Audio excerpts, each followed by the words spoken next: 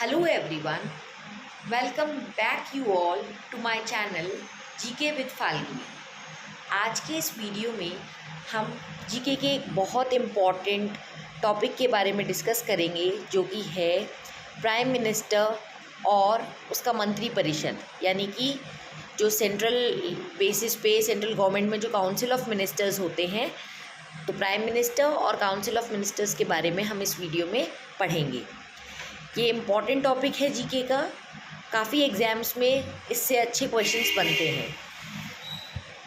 देखिए, सबसे पहले हमें ये जानना ज़रूरी है कि जो हमारा इंडियन कॉन्स्टिट्यूशन है उसके कौन कौन से आर्टिकल्स में प्राइम मिनिस्टर के बारे में और काउंसिल ऑफ मिनिस्टर्स के बारे में मेंशन्ड है। तो ऐसे 3 आर्टिकल्स हैं, आर्टिकल 74, 75 और 78। ये मेरे हैंडमेड नोट्स हैं, इस पे मैंने सब कुछ लिख रखा है कि भारतीय संविधान के में ऐसे 3 अनुच्छेद यानी कि आर्टिकल्स है जिसमें पीएम और उसके काउंसिल ऑफ मिनिस्टर्स के बारे में लिखा हुआ है। एंड वो आर्टिकल कौन कौन से हैं? 74, 75, 78। अब हम एक एक करके सभी आर्टिकल को डिटेल में पढ़ेंगे। ये वीडियो बायलिंगुअल रहेगा, मैं दोनों लैंग्वेज में इक्वली पढ़ाने का प्रयास करूँगी। देखिए, सबसे पहला आर्टिकल है आर्टिकल 74। आर्टिकल 74 में सिंपल सी बात कही गई है कि राष्ट्रपति को सलाह देने के लिए और उसकी हेल्प करने के लिए एक मंत्रियों का समूह होगा जिसको अपन मंत्री परिषद कहेंगे। इंग्लिश में अपन इसको ऐसे समझते हैं कि काउंसिल ऑफ मिनिस्टर्स होगा एक किसके लिए? प्रेसिडेंट को एडवाइस करने के लिए और उनको मदद करने के लिए। यानी हमारे जो देश का नॉमिनल हेड है, जो कॉन्स्टिट्यूशनल हेड है, फर्स्ट सिटीज़न है प्रेसिडेंट, उसकी मदद करने के लिए और उसको एडवाइस देने के लिए एक मंत्रियों का समूह होगा जिसे अपन काउंसिल ऑफ मिनिस्टर्स कहते हैं, या मैंने COM लिख रखा है शॉर्ट फॉर्म में, काउंसिल ऑफ मिनिस्टर्स। ये बात हमें आर्टिकल 74 में बताई गई है। अब आर्टिकल 74 के 2 पार्ट्स हैं, 74(1) और 74(2). 74(1) ये कहता है सिंपली कि प्रेसिडेंट को हेल्प करने के लिए और उसको एडवाइस करने के लिए काउंसिल ऑफ मिनिस्टर यानी मंत्री परिषद होगा, जिसका जो प्रधान है, जिसका जो लीडर है, जिसका जो मुखिया है, वो कौन होगा? प्रधानमंत्री होगा। मतलब उस मंत्री परिषद का जो मंत्रियों का समूह है जो एडवाइस करेगा, हेल्प करेगा, गाइड करेगा प्रेसिडेंट को, उनका लीडर पीएम होगा। ये बात 74 में भी लिखी है और 74(1) में भी लिखी है। लेकिन 74(1) में एक और बात लिखी है कि जो राष्ट्रपति है वो अपने सभी कार्यों को इन काउंसिल ऑफ मिनिस्टर्स की सलाह के अनुसार करेगा। हाँ, सामान्य तौर पर अगर प्रेसिडेंट चाहे, राष्ट्रपति चाहे, तो वो मंत्री परिषद को उनकी जो एडवाइस है, उनकी जो सलाह है, उस पर पुनर्विचार करने के लिए कह सकता है। ये कीवर्ड है पुनर्विचार, आप ध्यान दीजिएगा कि वो कह सकता है कि आप इसको रिकंसिडर करो, इस विचार को अपने दोबारा पुनर्विचार करो। लेकिन रिकंसिडरेशन के बाद, पुनर्विचार के बाद मंत्री परिषद की तरफ से जो भी उसको सलाह आएगी वो उसको माननी ही पड़ेगी। He is bound to act according to it. तो यहाँ मैंने लिखा है कि राष्ट्रपति को उसकी सलाह पर, राष्ट्रपति जो है वो मंत्री परिषद को अपनी सलाह पर पुनर्विचार करने के लिए कह सकता है, लेकिन रिकंसिडरेशन के बाद जो सलाह आएगी वो राष्ट्रपति को माननी ही पड़ेगी। ठीक है, जो काउंसिल ऑफ मिनिस्टर्स पुनर्विचार करके, दोबारा विचार करके, रिकंसिडर करके भेजेंगे, उसके बाद तो उसको वो मानना ही पड़ेगा। 74(2) जो है वो सिंपल सी बात कहता है, वो ये कहता है कि इस बात की कभी भी कोर्ट में जांच नहीं की जा सकती कि किसी मंत्री ने राष्ट्रपति को कोई सलाह दी है या नहीं, और यदि कोई सलाह दी है तो वो क्या दी है। मतलब ये इस क्वेश्चन को कभी भी इन्वेस्टिगेट नहीं किया जा सकता न्यायालय के अंदर, यानी कोर्ट ऑफ लॉ के अंदर कभी इस प्रश्न को नहीं उठाया जा सकता कि कोई मंत्री ने काउंसिल ऑफ मिनिस्टर्स के राष्ट्रपति को कोई सलाह दी भी है या नहीं दी, और यदि दी है तो क्या दी है। इसको कभी भी this question can't be investigated in the court of law. इसको न्यायालय में इसकी जांच नहीं हो सकती। आई होप आपको 74 क्वेश्चन समझ में आया होगा, 74 आर्टिकल समझ में आया होगा। आप अपना इम्पॉर्टेंट वैल्यूएबल फीडबैक साथ साथ देते रहें, लाइक शेयर सब्सक्राइब कमेंट करते रहें। चलते हैं हमारे नेक्स्ट आर्टिकल की ओर, जो कि है आर्टिकल 75। देखिए, आर्टिकल 74 में तो हमने पढ़ा था कि राष्ट्रपति को हेल्प करने के लिए, गाइड करने के लिए एक मंत्रियों का समूह होगा, काउंसिल ऑफ मिनिस्टर्स होंगे, जिनका जो हेड होगा वो प्राइम मिनिस्टर होगा, और राष्ट्रपति को उन्हीं की एडवाइस के अकॉर्डिंगली, मंत्रिपरिषद की एडवाइस के अकॉर्डिंगली एक्ट करना होगा। ये 74(1) में पड़ी थी। हाँ, वो रिकन्सिडरेशन के लिए भेज सकता है, बट लास्ट में उसको फिर वही माननी पड़ेगी। और 74(2) में पड़ी थी कि इस बात की जांच नहीं की जा सकती न्यायालय में, कोर्ट में, कि किसी मंत्री ने कोई सलाह दी है या नहीं दी, और यदि दी है तो क्या सलाह दी है। 75 जो है वो अदर प्रोविजंस के बारे में बात करता है। Other provisions as to ministers, मंत्रियों के बारे में अन्य उपबंध के बारे में बात करता है। अब इसके 6 पार्ट्स हैं। मैं कहूँगी अगर अपन ऑफिशियली देखें तो 7 पार्ट्स हैं। 75(1) पहला पार्ट, फिर 75(1)A जिसको हिंदी में कहेंगे 75(1) क, 75(2), 75(3), 75(4), 75(5), 75(6। सिंपल सा अपन कीवर्ड्स लेते चलेंगे, अपन को सारे पार्ट्स याद हो जाएंगे। सबसे पहली बात होती है 75(1) के अंदर नियुक्ति की, अपॉइंटमेंट की। जो प्रधानमंत्री का ये पोस्ट है, पीएम का ये जो पद है, ये एक अपॉइंटेड पोस्ट होता है, मतलब इसकी नियुक्ति की जाती है। अब आपके मन में सवाल आ रहा होगा, कई जगह पॉलिटी में हम पढ़ते हैं इलेक्टेड, कई जगह हम पढ़ते हैं अपॉइंटेड, कई जगह हम पढ़ते हैं नॉमिनेटेड। तो आखिर इन वर्ड्स में क्या फ़र्क है? देखिए, इलेक्टेड तो जैसा कि नाम से ही स्पेसिफाई हो रहा है कि इलेक्टेड मतलब जो इलेक्शन लड़के, इलेक्शन को जीत के आपने जिसने पोस्ट को गेन किया हो, पोस्ट पे आया हो, इलेक्शन लड़के इलेक्शन में जीत के मेंबर ऑफ पार्लियामेंट या मेंबर ऑफ लेजिस्लेटिव असेंबली बना हो, और उसके बाद वो पावर में आया हो, वो तो होता है इलेक्टेड पर्सन। दूसरा होता है नॉमिनेटेड पर्सन। जैसे हम कहते हैं ना कि ऑस्कर अवार्ड के लिए या इस पर्टिकुलर अवार्ड के लिए किसी भी इंसान को नॉमिनेट किया है। नॉमिनेट करने का मतलब होता है किसी का नाम सजेस्ट करना, कोई पर्टिकुलर पोस्ट के लिए, कोई पर्टिकुलर पावर ऑफ अथॉरिटी के लिए, बट उसको अभी तक ऑफिशियली पावर नहीं मिली है, केवल नाम सजेस्ट करना, वो होता है नॉमिनेशन। अपॉइंटमेंट होता है कि ऑफिशियली उसको पावर अलॉट कर देना। तो प्रधानमंत्री की नियुक्ति होती है, नियुक्ति को अपन इंग्लिश में लिख सकते हैं अपॉइंटमेंट, ठीक है, अपॉइंटमेंट लिख सकते हैं। तो 75(1) सबसे पहले क्या होता है कि प्रधानमंत्री की नियुक्ति होगी, और नियुक्ति करेगा कौन? राष्ट्रपति करेगा, प्रेसिडेंट करेगा। तो प्रधानमंत्री की नियुक्ति, प्रधानमंत्री का जो अपॉइंटमेंट है वो प्रेसिडेंट करेगा, और जो काउंसिल ऑफ मिनिस्टर्स, मंत्रिपरिषद की अन्य मंत्रियों की नियुक्ति है वो भी प्रेसिडेंट करेगा, लेकिन वो प्राइम मिनिस्टर की सलाह पर करेगा। तो सिंपल सी बात है कि जो राष्ट्रपति है, प्रेसिडेंट है, वो प्राइम मिनिस्टर को अपॉइंटमेंट करेगा, और अन्य मिनिस्टर्स जो हैं काउंसिल ऑफ मिनिस्टर्स के अंदर, मंत्रिपरिषद के अंदर, उनकी नियुक्ति भी प्रेसिडेंट ही करेगा, लेकिन प्राइम मिनिस्टर की एडवाइस पर। फिर दूसरा आता है 75(1)A, जिसको हिंदी में लिखेंगे 75(1) क।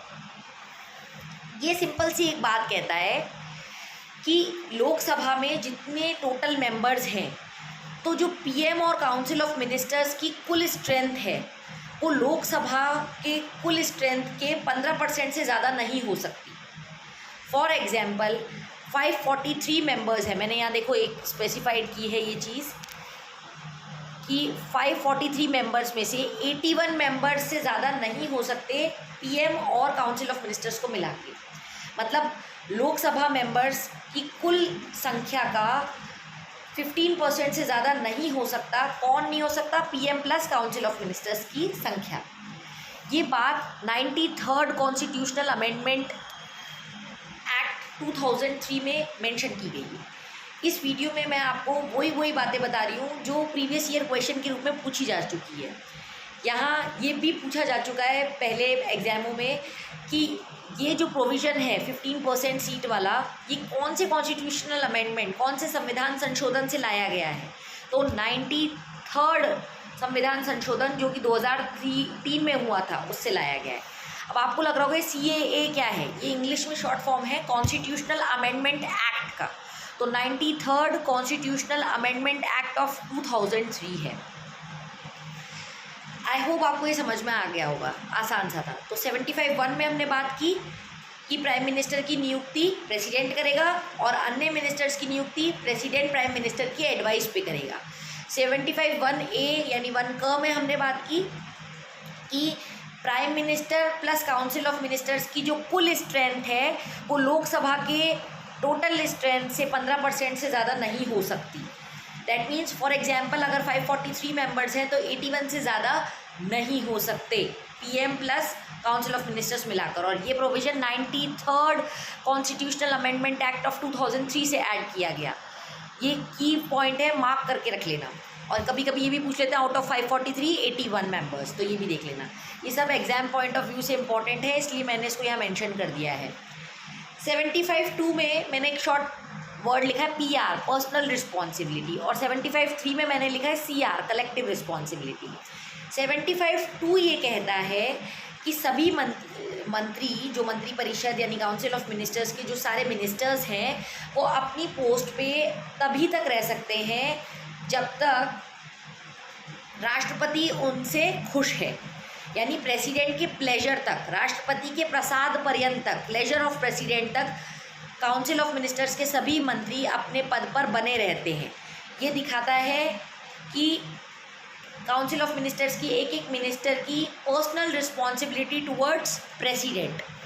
तो ये बात किस में कही गई है? 75(2) में कही गई है। 75(3) में कहा गया है कि council of ministers including prime minister सब लोग कलेक्टिवली सामूहिक रूप से जिम्मेदार होंगे लोकसभा के प्रति। अब असर्शन रीजन में ये क्वेश्चन बनता है, कई बार बना है कि जो council of ministers including prime minister व्यक्तिगत रूप से किसके प्रति उत्तरदायित्व होते हैं? प्रेसिडेंट के प्रति। पर्सनली तो वो रिस्पॉन्सिबल होते हैं टुवर्ड्स प्रेसिडेंट, और कलेक्टिवली रिस्पॉन्सिबल होते हैं टुवर्ड्स लोकसभा। यहाँ प्रेसिडेंट PR लिख देती हूँ मैं। तो ये क्वेश्चन आप ध्यान रखिएगा। 75(4) शपथ। 75(4) किसकी बात करता है? शपथ। शपथ में हमने कितने वादे लिए? 4। ऐसे आप याद रख सकते हो कि 4 वादे से 75(4) शपथ। तो इसमें कीवर्ड आता है पद की गोपनीयता, सीक्रेसी ऑफ द ऑफिस का ओथ लेना। मतलब जो राष्ट्रपति है वो सभी मंत्रियों को, प्रधानमंत्री को शपथ दिलाता है अपने पद की गोपनीयता, कि आप पद से जुड़ी हुई अपनी जो भी इम्पोर्टेंट इंफॉर्मेशन है उसको सार्वजनिक नहीं करोगे, किसी से शेयर नहीं करोगे, कॉन्फिडेंशियल मैटर्स को आप सीक्रेट रखोगे, आपके ऑफिशियल मैटर्स को आप आउट पब्लिकली नहीं कर सकते। ये बात 75(4) में कही गई है। 75(5) में ये कहा गया है कि कोई भी मंत्री को अपने पद पर बने रहने के लिए 6 महीने के भीतर उस संसद की सदस्यता हासिल करनी होगी, चाहे लोकसभा की चाहे राज्यसभा की। उसको किसी भी संसद की मेंबरशिप गेन करनी होगी within 6 months after taking oath. ये बात कही गई है 75(5) में। 75(6) कहता है कि पार्लियामेंट में लॉ द्वारा, संसद में कानून द्वारा प्रधानमंत्री और सभी मंत्रियों को वेतन और भत्ते, सैलरी और अलायंसेस मिलेगी। तो सिंपल है। आर्टिकल 74 तो ये कहता है कि भैया राष्ट्रपति के साथ को एडवाइस देने और उसको सपोर्ट करने के लिए, गाइड करने के लिए एक मिनिस्टर्स होंगे जिन्हें काउंसिल ऑफ मिनिस्टर्स कहेंगे, और उनका मुखिया प्रधानमंत्री होगा। 75 काउंसिल ऑफ मिनिस्टर्स के बारे में, अन्य बातों के बारे में बात करता है। फिर हमने सारी बातें कर ली। 1 में हम सबसे पहले अपॉइंट करेंगे उसको, फिर हम 1A में बताएंगे कि 15% वाला जो बात है वो बताएंगे। 72 में कि राष्ट्रपति के प्रसाद पर्यंत तक, प्लेजर ऑफ प्रेसिडेंट तक कोई मंत्री अपनी पोस्ट पर रह सकता है, तो पर्सनल रिस्पॉन्सिबिलिटी इंश्योर करेंगे। 75(3) में कलेक्टिव रिस्पॉन्सिबिलिटी लोकसभा के प्रति सभी मंत्रियों की होगी, सामूहिक रूप से उत्तरदायित्व होंगे। इसका मतलब ये है कि अगर मान लो प्रधानमंत्री ने रिज़ाइन कर दिया, प्रधानमंत्री की डेथ हो गई, तो पूरी काउंसिल ऑफ मिनिस्टर एक साथ ही डिसॉल्व हो जाएगी। ठीक है, पर इसका मतलब ये नहीं है कि कोई एक मंत्री ने गलत काम कर दिया तो वो काउंसिल ऑफ मिनिस्टर्स पूरी तरह से उसके लिए रिस्पॉन्सिबल होगी। इसका ये मतलब नहीं है। इसका सिंपली ये मतलब है कलेक्टिव रिस्पॉन्सिबिलिटी का, कि अगर प्राइम मिनिस्टर की डेथ हो जाती है या फिर किसी एक भी मंत्री के खिलाफ नो कॉन्फिडेंस मोशन लोकसभा में पारित हो जाता है, तो संपूर्ण काउंसिल ऑफ मिनिस्टर्स को रिज़ाइन करना पड़ेगा। 75(4) ये कहता है, ओथ की बात करता है। शपथ में कितने वादे लिए थे हमने? 4। सीक्रेसी ऑफ ऑफिस यानी पद की गोपनीयता के बारे में। 75(5) कहता है कि पद ग्रहण करने के बाद 6 मंथ्स में आपको मेंबरशिप अटेन करनी होगी। और 75(6) कहता है कि आपको संसद द्वारा पार्लियामेंट में लॉ के अकॉर्डिंगली हर मंत्री को, प्राइम मिनिस्टर को सैलरी और अलाउंसेस, वेतन और भत्ते मिलते हैं। अब देखिए इसमें एक इम्पॉर्टेंट बात, पीएम और सभी प्रकार के मिनिस्टर्स को मिला के अपन कहते हैं मंत्री परिषद। आपने अक्सर देखा होगा कई कई जगह लिखा होता है मंत्री परिषद, कई कई जगह लिखा होता है मंत्रिमंडल। अब इसमें क्या डिफरेंस है परिषद और मंडल में? बहुत सिंपल सा डिफरेंस है। देखो, अगर पीएम को मिलाकर हम सारे पीएम और सारे प्रकार के मिनिस्टर्स ले लें, जैसे कि राज्य मंत्री, उप मंत्री, कैबिनेट मंत्री प्लस पीएम, तो वो कहलाता है मंत्री परिषद यानी कि काउंसिल ऑफ मिनिस्टर्स। लेकिन जब हम केवल कैबिनेट मंत्री जो होते हैं उनको कलेक्टिवली संबोधित करते हैं तब मंत्रिमंडल आता है। तो मंत्रिमंडल यानी कि हम बहुत सारे सिर्फ कैबिनेट मंत्रियों की बात कर रहे हैं, और कैबिनेट मंत्री, राज्य मंत्री, उप मंत्री, इन सब की जब मिल के बात करते हैं प्राइम मिनिस्टर को इंक्लूड करते हुए, तो वो मंत्री परिषद होते हैं। तो मंत्री परिषद एक बड़ा सर्कल है, उसमें कैबिनेट कुछ खास मेंबर होते हैं। मान लो 15 मेंबर्स हैं मंत्री परिषद में, तो 5 मेंबर्स कैबिनेट में भी होंगे जो मंत्री परिषद के संग संग ही होते हैं। तो बड़े सर्कल के अंदर एक छोटा सर्कल के रूप में आप इसको समझ सकते हो वेन डायग्राम से, अगर अपन समझे तो। लाइक, शेयर, सब्सक्राइब करते रहिएगा ताकि आप का मोटिवेशन मुझे जब मिलेगा तो मैं और जो मतलब वीडियोस हैं उनको बनाने के लिए मोटिवेट रहूँगी। चलते हैं।